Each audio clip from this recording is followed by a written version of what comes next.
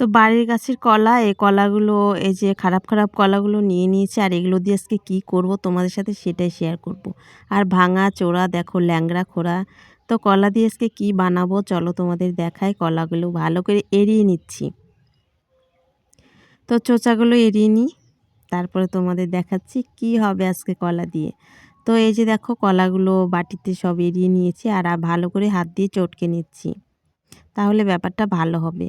তো এই যে দেখো চটকে নিয়েছি কলা, তারপরে দিয়ে দিচ্ছি একটু আতপ চালের গুঁড়ো আর দিয়ে দিচ্ছি হচ্ছে কেনা আটা আছে প্যাকেটের আটা আর দিয়ে দিলাম চিনি।